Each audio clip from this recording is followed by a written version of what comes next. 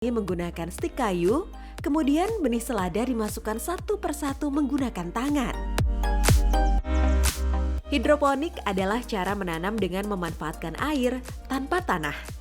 Keuntungan dari metode hidroponik salah satunya bisa diterapkan di lahan yang sempit dan waktu tanam yang bisa dipercepat. Untuk sejahtera, inilah hati sang bidadari.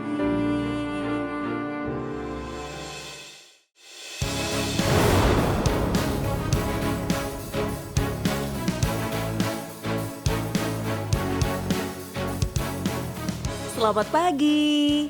Pagi ini, Miss Audrey, Velda, dan Harini akan mengunjungi greenhouse selada hidroponik yang sangat luas di daerah Bogor. Tidak hanya para Miss, mereka juga akan ditemani Amanda yang akan membuat olahan lezat dari selada.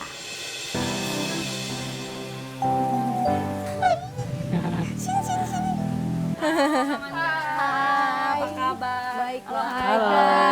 Akhirnya ketemu. Halo. Halo. Halo, salam kenal. Iya. Oh iya, aku mau kenalin. Ini ada AA Gugum. Halo, Gugu. Halo, salam kenal. Nah, AA Gugum ini nanti bakal ngajarin kita untuk nanam si selada keriting ini. Seger-seger banget ya? Bukan lagi, tadi aku Lagi. lihat dari Gugu.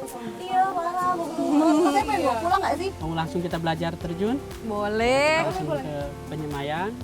Sebelum memanen selada hidroponik, Mas Gugum mengajak para Miss mempersiapkan bahan-bahan yang akan digunakan untuk belajar menanam hidroponik. Ada rock wool, stik pelubang, dan pastinya benih.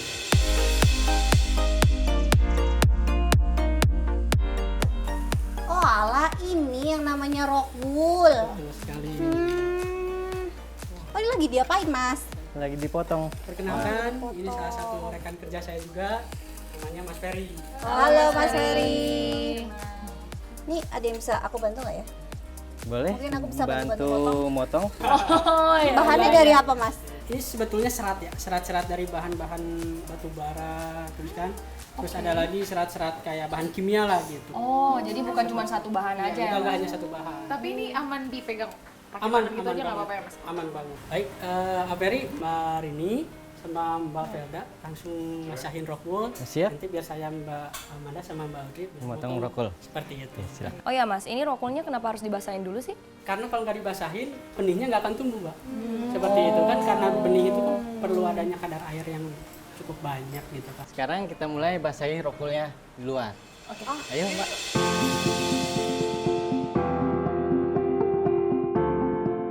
Sementara Miss Harini dan Velda membasahi rock wool yang sudah siap, Miss Audrey dan Amanda diajari memotong rock wool yang masih utuh. Rock wool dipotong lurus menggunakan cutter selebar 2 cm. Kemudian dipotong lagi per 2 cm hingga berbentuk barisan kotak untuk ditanami benih. Berbeda dengan potongan pertama, potongan kedua tidak perlu membuat rock wool terputus. Karena nantinya lembaran rock wool yang memanjang akan dipindahkan ke dalam kerat sekaligus.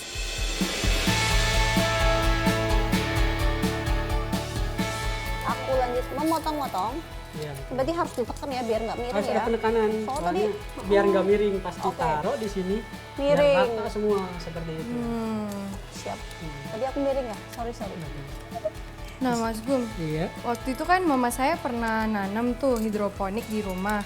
Sebenarnya saya penasaran, selain rock wool ini ada nggak sih bahan lain mungkin yang lebih gampang buat di rumah dipakai kalau nggak ada rock wool gitu? Sebetulnya ada banyak selain dari rock wool ya. Oke. Lebih hemat, lebih murah. Oh iya. Yaitu kokopit. Kopi. Ya, kokopit itu terbuat dari serbuk kelapa yang Mm-hmm. ya yang dipadatkan berupa kayak gini juga. Cuman kan lebih ke organik ya. Oh, organik. Iya, betul, karena dari serbuk kelapa. Meski bisa menggantikan tanah sebagai media tanam, rock wool tidak memiliki nutrisi yang dikandung tanah.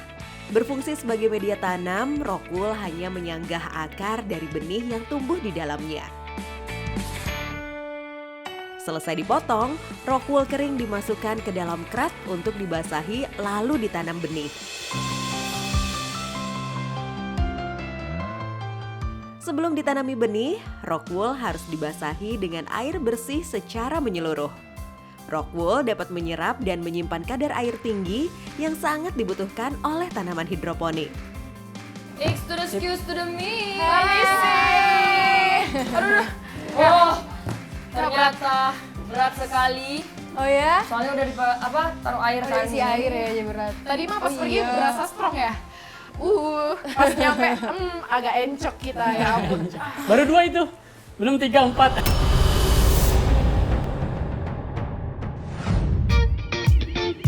Tahap selanjutnya, Miss diajari menyemai benih di kerat mereka masing-masing. Tahap pertama melubangin ya.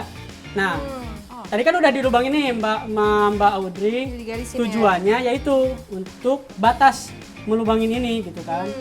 Boleh Mbak satu-satu. Jangan sampai tembus ke bawah ya. Jangan sampai tembus ke bawah. Kenapa kalau tembus? Kalau tembus ke bawah, ntar si benih ini gak mau diam, malah ke bawah nih. Gitu. Jatuh. Ke bawah kan lagi. Mas kayaknya saya sampai bawah lah Mas.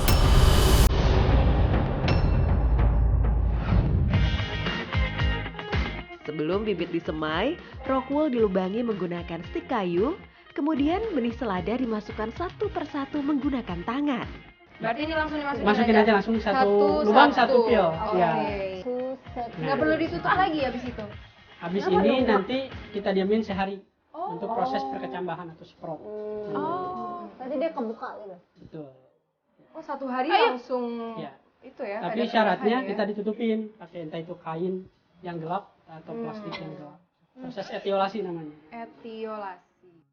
Penyemaian benih memerlukan ketelitian dan kesabaran. Jangan sampai satu petak Rockwool ditanami lebih dari satu benih, karena benih tidak akan bisa tumbuh nantinya. Ukuran benih selada yang tergolong besar bisa ditanam dengan tangan, sementara benih kecil harus menggunakan pinset. Mas, kayaknya udah mulai terisi semua nih Mas. Waduh, udah mulai kerasa ya. Aku juga udah selesai. Udah selesai, bagus. Mas, Ya, tangan saya sip. kram deh. Bentar ya, bentar, ngelurusin badan dulu.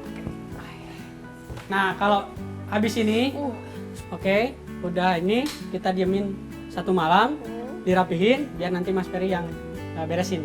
Ditumpuk ya, tolong ditumpuk kayak tadi.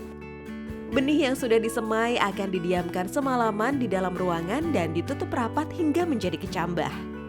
Penutupnya bisa menggunakan terpal, kain yang gelap, ataupun plastik gelap. Proses ini disebut etiolasi. Nah, sekarang para Miss dan Amanda ditugasi memindahkan kerat isi kecambah ke dalam greenhouse penyemaian. Halo. Hai. Nah, proses selanjutnya penjemuran ya.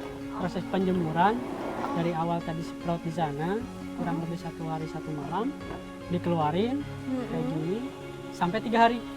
Ya, 3 hari udah kayak gini. Nah, baru proses selanjutnya kita bareng-bareng pindahin umur tanaman yang udah 3 hari ke talang seperti ini. Kayak gini ya Mas ya? Seperti itu ya. Contoh seperti ini. Saya contohin. Ambilnya 3 ya. Oke. 3 kayak gini.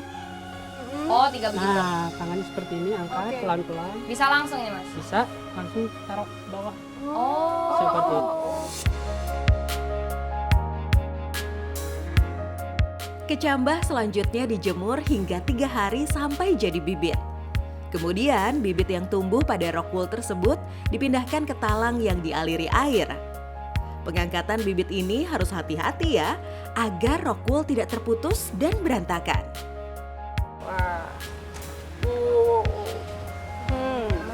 Ini ditata. Felda. Gak apa-apa. Gak apa-apa, bisa diperbagi. Oh my god. Mas Gum. Gak apa-apa, gak apa-apa. ditempel nggak? Masih bisa diperbagi. Bisa ya? Mas Gum itu gimana kalau udah jatuh begitu?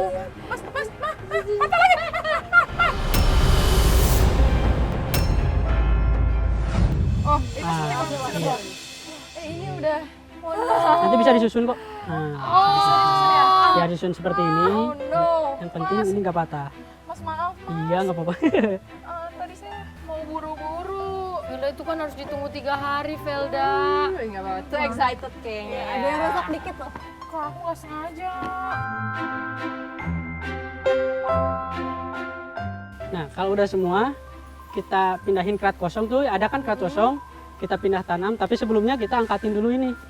Gitu. Oh, ini harus dipindah lagi. Dipindah lagi ke pembesaran gitu. Mas, aku mau nanya deh, sebenarnya kenapa tanaman ini tuh harus dipindahin ke sana? Tiap tanaman tumbuh tinggi itu membutuhkan nutrisi yang sangat tinggi. Nah, nutrisi yang ada di hidroponik ditakar dengan namanya ppm.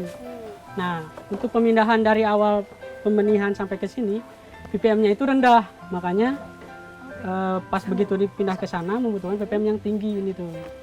VPM itu apa, Mas? ppm itu kadar kelarutan yang dibutuhkan tanaman. Kayak gini ya, Mas, ya Ya, mindahinnya? betul. 33. Nah, kita pindahin ini selada keriting bukan? Ya, betul. Selada keriting. Setelah berusia 1 minggu, selada kecil harus dipindahkan lagi nih ke greenhouse khusus pembesaran. Hal ini dilakukan karena tanaman hidroponik membutuhkan nutrisi yang sangat tinggi. Di greenhouse penyemaian, nutrisi yang ada tidak cukup untuk membesarkan tanaman. Karenanya, selada harus dipindah tanam ke greenhouse lain dan diberi nutrisi tambahan. Kayak taruh bawah, taruh di meja. Are you okay, Kak Amanda? Wah, lumayan Capek juga. banget. Aku nggak biasa kayak gini-gini. Biasanya tuh kan langsung masak ya kan? Oh gitu. Ini beda dong, kalau tukang masak tuh nggak ada nanam gini.